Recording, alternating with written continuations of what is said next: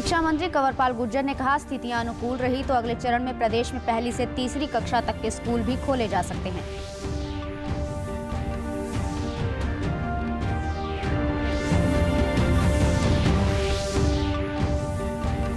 मुख्यमंत्री ने की मॉडल संस्कृति स्कूलों की प्रगति की समीक्षा। कहा, अति गरीब परिवारों के बच्चों को मॉडल संस्कृति स्कूलों में मिलेगी मुफ्त शिक्षा।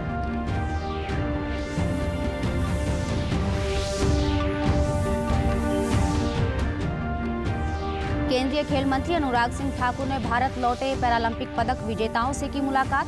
खिलाड़ियों के संघर्ष को सराहा।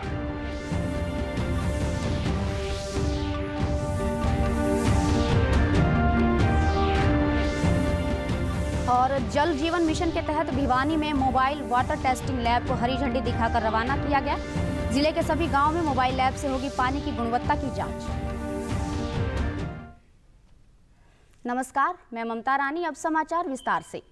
प्रदेश के सरकारी और निजी स्कूलों में चौथी और पांचवी कक्षाएं आरंभ हो गई हैं। शिक्षा मंत्री कंवरपाल गुर्जर ने कहा कि अगर स्थितियां अनुकूल रहती हैं तो पहली से तीसरी तक के स्कूल भी जल्दी खोले जाएंगे। उन्होंने कहा कि हमने छूट भी दी है कि अगर अभिभावक संतुष्ट हैं तो बच्चे को स्कूल में भेजें। उन्होंने कहा कि फिलहाल स्थिति ठीक चल रही है। अगर स्थिति इसी प्रकार से बनी रहती है तो आने वाले टाइम में निश्चित तौर से हम पहली से तीसरी तक के जो स्कूल हैं वो भी खोलने वाले हैं। जिस प्रकार की एक शंका दिखाई जा रही है कि थर्ड वेव आएगी, थर्ड वेव की बात शंका जाहिर की जा रही है विशेषज्ञों के द्वारा, मैं उसका कोई खंडन नहीं कर रहा कि वो नहीं आएगी, पर मेरा मानना यह है कि हम थर्ड वेव का इंतजार नहीं कर सकते। हो सकता है थर्ड वेव आए भी और हो सकता है थर्ड वेव नहीं भी आए।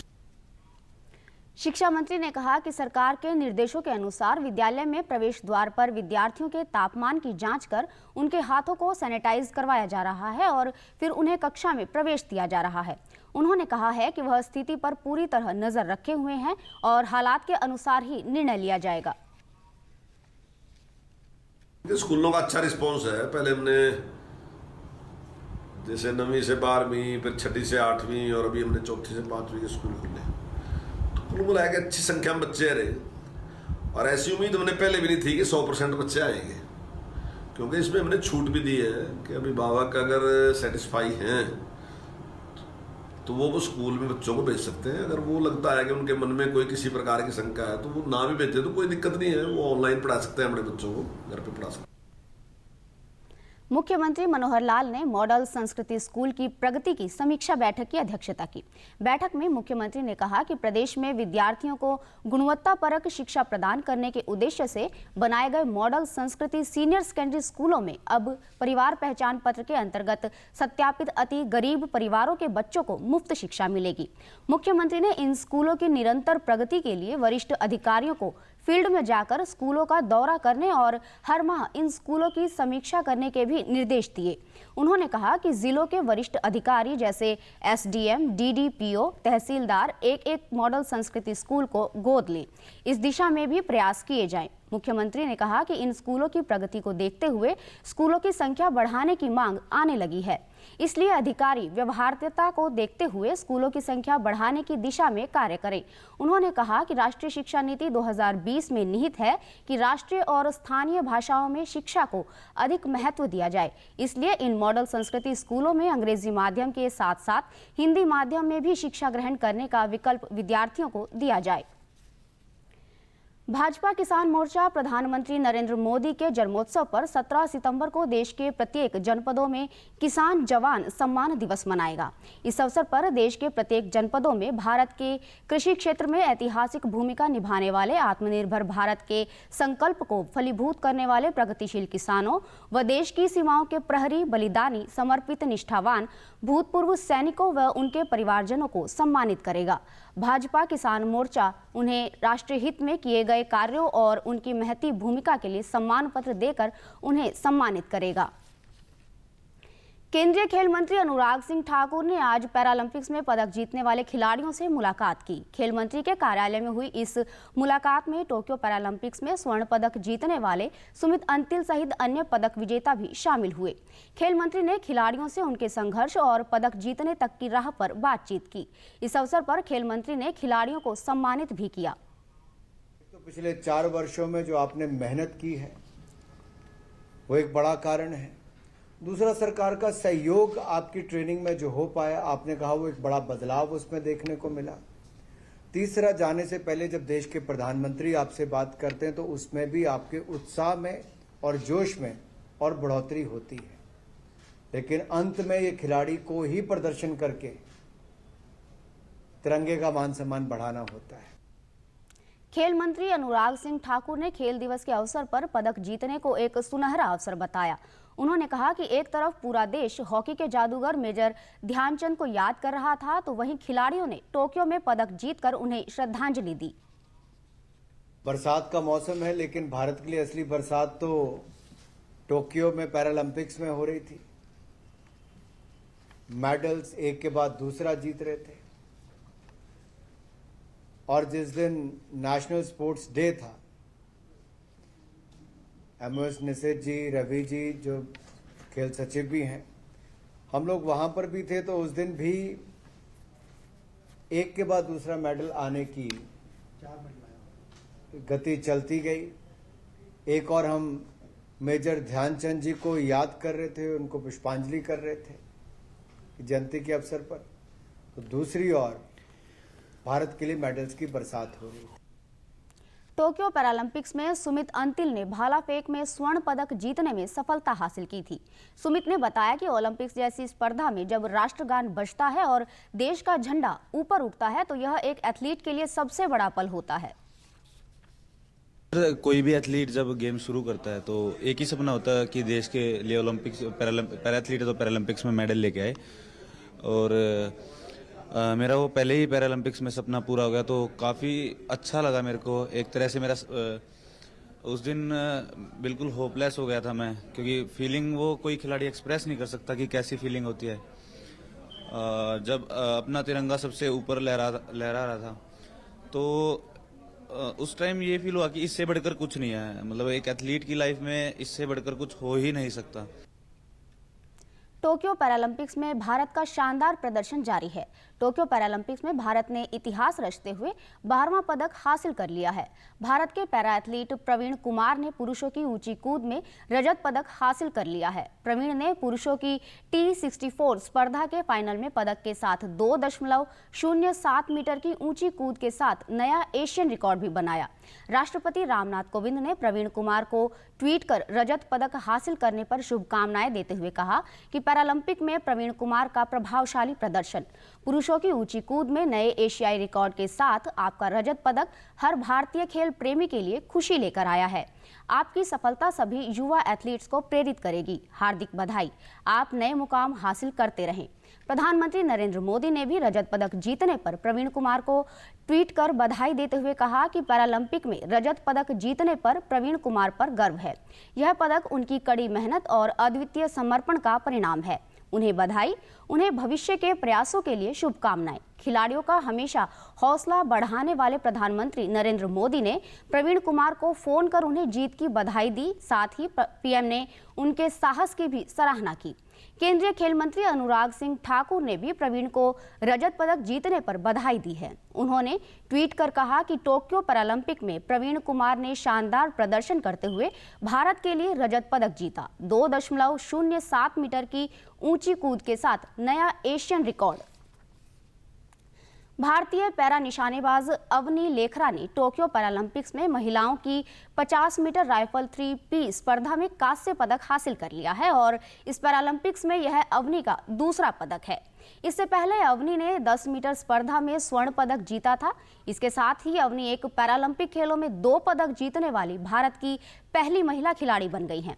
अवनी को ऐतिहासिक जीत के बाद प्रधानमंत्री नरेंद्र मोदी ने उन्हें ट्वीट कर बधाई देते हुए कहा कि टोक्यो पैरालंपिक में एक और गौरव का पल। अवनी लेखरा के शानदार प्रदर्शन से उत्साहित हूं। भारत के लिए कांस्य पदक जीतने पर उन्हें बधाई। उनके भविष्य के प्रयासों के लिए उन्हें बहुत बहुत शुभकामनाएं। खेल मंत्री अनुराग सिंह ठाकुर ने अवनी को बधाई देते हुए कहा कि एक पैरालंपिक्स में 2 पदक जीतना एक बड़ी उपलब्धि है। उन्होंने भी एक ही ओलंपिक में एक नहीं 2 मेडल जीतने का काम किया है। उनको भी बहुत बहुत बधाई, बहुत बहुत शुभकामनाएं। ये हिस्टोरिक भी है, रिमार्केबल भी है। अवनी की उपलब्धि जो है वो छोटी नहीं, बहुत बड़ी है। पहले गोल्ड जीता, फिर उसके बाद ब्रॉन्ज मेडल जीता। भिवानी जिले में जल जीवन मिशन के तहत मोबाइल वाटर टेस्टिंग लैब अब जिले के गांव-गांव जाकर पीने के पानी की गुणवत्ता की जांच करेगी। भिवानी जन स्वास्थ्य विभाग द्वारा मोबाइल वाटर टेस्टिंग लैब को हरी झंडी दिखाकर रवाना किया गया। यह लैब ग्रामीण क्षेत्रों में जल स्रोतों का मौके पर जाकर ही जांच व रिपोर्ट देगी, जिसके आधार पर बेहतर पानी की आपूर्ति आमजन तक पहुंचाई जाएगी। भिवानी के जन स्वास्थ्य विभाग से अधीक्षक अभियंता ने बताया कि जहां पानी की गुणवत्ता में कोई कमी पाई जाएगी, वहां के आसपास लीकेज को ठीक कर पानी की ट्रीट किट जनता तक पहुंचाया जाएगा। लेबोरेटरी है van, mobile water laboratory van, ये गांव-गांव जाएगी, गली-गली जाएगी और हर वाटर वर्क्स पे जाएगी। तो वहाँ पे उसी टाइम एट स्पॉट ही सैंपल चेक करेगी और जो पब्लिक वाला है उसके साथ बैठ के भी पब्लिक वाला भी इसके चेक कर सकता है, जिससे कि पब्लिक को भी ये पता लगे कि हमारा पानी कैसा आ रहा है और इससे पब्लिक में जागरूकता आएगी और जहाँ पे पानी की गंदे पानी की शिकायत है हम उसको तुरंत ठीक करेंगे। लैब तकनीशियन ने बताया कि दूषित पानी के प्रयोग से आज हम विभिन्न प्रकार की बैक्टीरिया जनित बीमारियों से पीड़ित होते हैं, इसलिए पानी की टेस्टिंग आवश्यक है।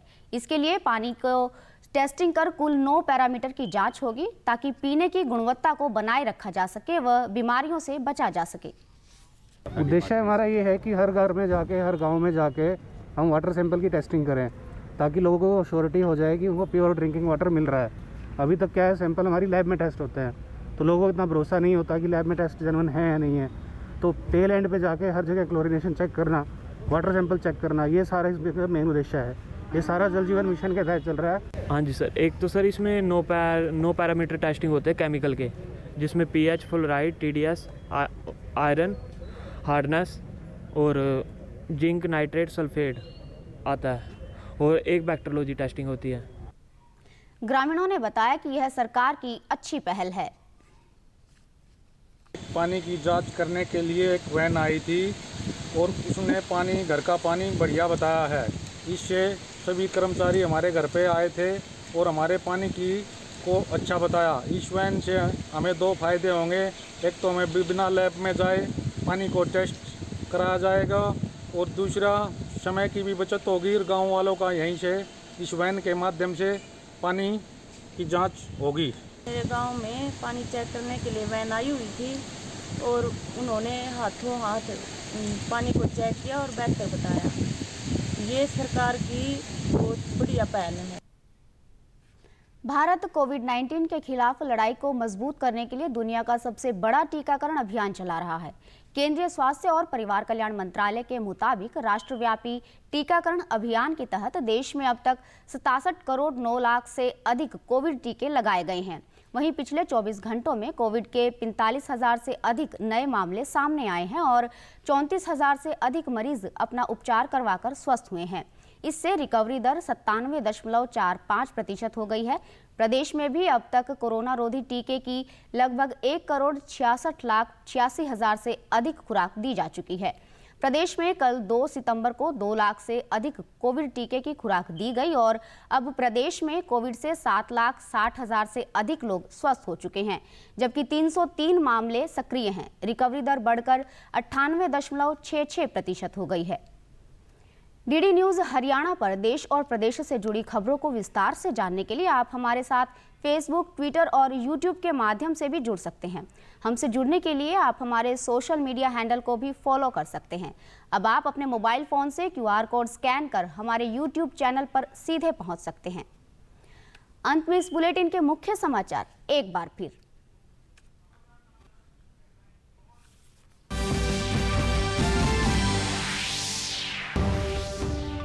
शिक्षा मंत्री कंवरपाल गुर्जर ने कहा, स्थितियां अनुकूल रही तो अगले चरण में प्रदेश में पहली से तीसरी कक्षा तक के स्कूल भी खोले जा सकते हैं।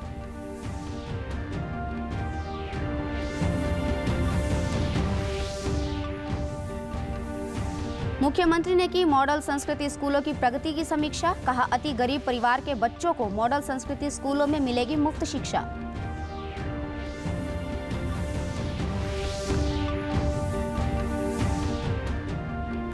केंद्रीय खेल मंत्री अनुराग सिंह ठाकुर ने भारत लौटे पैरालंपिक पदक विजेताओं से की मुलाकात।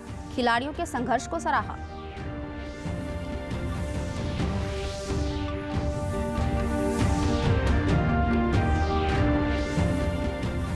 और जल जीवन मिशन के तहत भिवानी में मोबाइल वाटर टेस्टिंग लैब को हरी झंडी दिखाकर किया गया रवाना।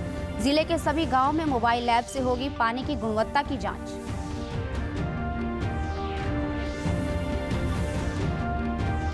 सभी दर्शकों से अपील है कि आप जब भी घर से बाहर निकले तब मास्क जरूर पहनें, 2 गज की दूरी बनाए रखें और एक नियमित अंतराल पर अपने हाथ धोते रहें। और अगर आप पात्र हैं तो टीकाकरण अवश्य करवाएं, तभी आप कोरोना महामारी से बच सकते हैं। आज के बुलेटिन में बस इतना ही। नमस्कार।